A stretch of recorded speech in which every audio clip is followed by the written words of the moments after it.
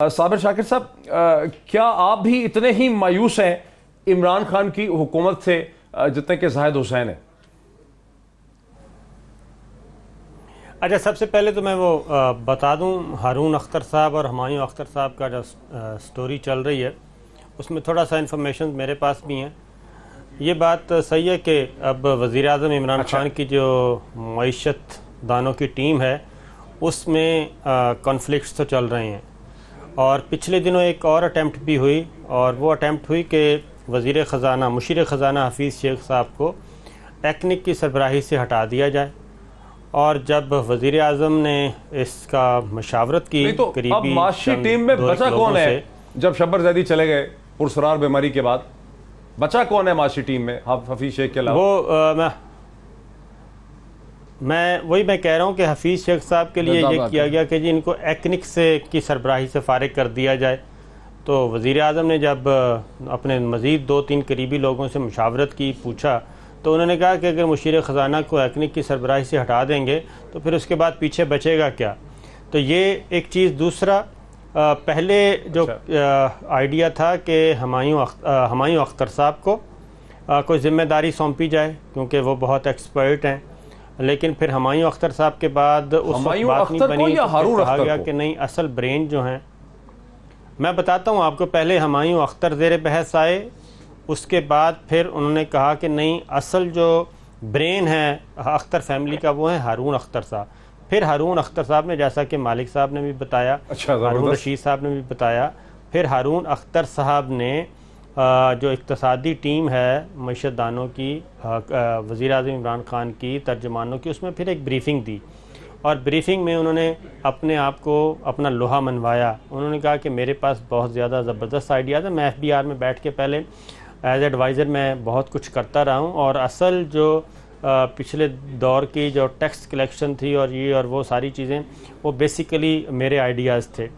वो सारी बातें हुई। तो अब जो चीज़ आ रही है वो है कि जनाब, जो मार्केट में इस वक्त चल रही है कि शायद हारून अख्तर साहब जो हैं वो वज़ीर आज़म के मुआवन ख़ुसूसी के तौर पे आ जाएं शब्बर ज़ैदी साहब की जगह, वो लुक आफ्टर करें टैक्स एंड रेवेन्यू के मामलात को, FBR को। तो ये तजवीज़ फ़िल वक्त जो मेरी इत्तलात हैं, ये शब्बर ज़ैदी तो बाकायदा फेडरल बोर्ड ऑफ रेवेन्यू के चेयरमैन थे ना, मामले खसूसी थोड़ा थे खाली। शब्बर तो चेयरमैन थे जी, बिल्कुल, वो मामले खसूसी नहीं थे जी, चेयरमैन थे।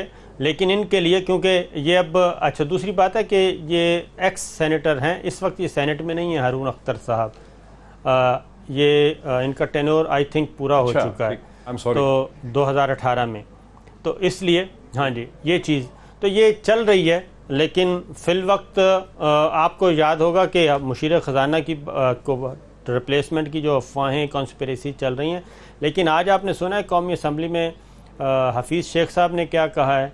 वो हमने अपने प्रोग्राम में उनका शॉर्ट चलवाया, मुझे नहीं समझ आई कि वो क्यों कहा है। मालिक साहब और हारून रशीद साहब और मालिक साहब, मेरा ख्याल है जाहिद साहब अगर लाइन पे, वो ज़्यादा बेहतर समझ सकते हैं, आप भी बताएं कि उन्होंने कहा है कि ये जो बदकिस्मती की बात है कि उन्होंने ये कहा कि कोई वज़ीर आज़म ने अपनी टर्म मुकम्मल नहीं की, कोई वज़ीर आज़म अपना टेन्योर, मुझे नहीं समझ आई कि ये 72 साल और वज़ीर आज़म का टेन्योर उनका जिक्र क्यों किया, क्योंकि वो मुशीर ख़ज़ाना है, कोई पॉलिटिकल स्टेटमेंट उनसे नहीं मांगी गई थी। ये थ्रेट लगाई उन्होंने, ये किस तरफ इशारा था और क्यों था? जी, आज ये कहा है उन्होंने, आज कौमी असम्बली में कहा है कि जो फिर सियासी, वो कहा भी गलत है। ज़ुल्फ़िकार अली भुट्टो ने अगस्त 1973 से लेकर मार्च 1977 तक अपनी टर्म जो थी खुद मुकम्मल की। उनको किसी ने नहीं कहा इलेक्शन करवाने के लिए, वो पहले प्रेसिडेंट थे तकरीबन 2 बरस के लिए, उसके बाद 4 बरस के करीब वो मौजूद है, और वो टर्म उन्होंने अपनी मुकम्मल की, उनको किसी ने, जी हाँ, ये पता नहीं उन्होंने क्यों इस तरह से कर दिया है, कह दिया। आपको क्या समझ आई है कि वो इमरान खान को थ्रेट लगाई है उन्होंने? देखिए, मैं तो खुद हैरान हूँ, क्योंकि एक तरफ ख्वाजा आसिफ साहब ये बात करके गए हैं पिछले दिनों कि हम किसी साजिश का हिस्सा नहीं बनेंगे, हम किसी डील का हिस्सा नहीं बनेंगे, जो कुछ होगा आइन और कानून के मुताबिक होगा, और हम इधर भी नहीं जाएंगे, हम उधर भी नहीं जाएंगे। आज मुशीर ख़ज़ाना हफीज़ शेख साहब, और आपको पता है कि हफीज़ शेख साहब का ना सिर्फ अंदरून मुल्क बल्कि बैरून मुल्क भी बड़े बाखबर हलकों में उनके अच्छे ताल्लुकात हैं। Very interesting. मुझे एक ब्रेक लेने दीजिए जरा, इसके बाद इसी को।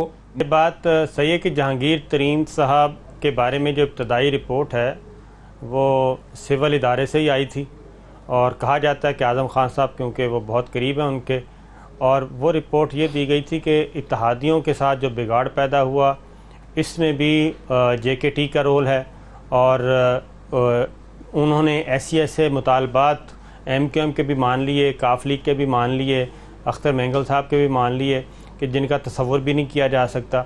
अगर ये सारे मुतालबात उनके मानने हैं तो फिर PTI के वज़ीर और PTI की गवर्नमेंट और PTI का मैनिफेस्टो किधर गया? ये बाकायदा तौर पे वज़ीर आज़म को रिपोर्ट सबमिट की गई और रिपोर्ट दिखा के और वज़ीर आज़म साहब से वापस ले ली गई कि जनाब ये आई है रिपोर्ट।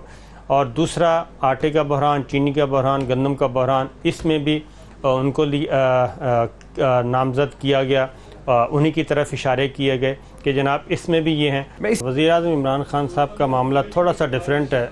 वो इस तरह के नवाज़ शरीफ साहब को अपनी टीम के इंतखाब में पूरा कंट्रोल था, पूरा इख्तियार था, और दूसरा ये कि उन्होंने अपने खिलाड़ी सही जगह पे लगाए हुए थे, सही जगह पे लगाए हुए थे, और उनको पता था कि चौधरी निसार अली ख़ान को कहाँ खिलाना है, ख्वाजा आसिफ को कहाँ खिलाना है, परवेज़ रशीद साहब को कहाँ खिलाना है। फवाद हसन फवाद उनके बिल्कुल राइट हैंड काबिल एतमाद थे, 20 ग्रेड में आए, 22 ग्रेड में रिटायर हुए, उनके साथ रहे।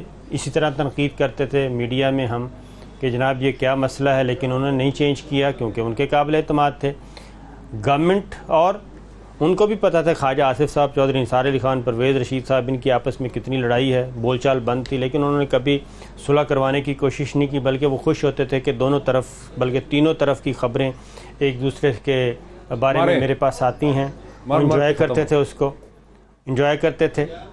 तो यही चीज़ वज़ीर आज़म इमरान खान साहब का मसला ये है कि इनको पूरा इख्तियार नहीं था, ना ही सिचुएशन थी अपनी टीम के इंतखाब में।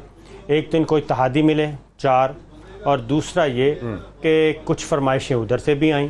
जब आप उधर से फरमाइशें आती हैं, अगर आप 8 आदमी उधर से लगाते हैं तो फिर यकीनन 4 आदमी आप अपने भी लगाएंगे कि मैं बिल्कुल ना हो जाऊं, हैंडीकैप ना हो जाऊं, मेरे पास अब भी तो कोई इन्फॉर्मेशन होनी चाहिए, मेरे भी तो काबिल एतमाद लोग होने चाहिए। अब ये है कि जो उधर से आए हैं उन पे तो कोई मसला नहीं है, जो इन्होंने खुद लगाए हैं उन पे मसाइल पैदा हो रहे हैं। KP के वज़ीर आला जो लगाए हैं उन पे क्यों एतराज़ है, ये हमें पता है कि पहला एतराज़ कहाँ से आया।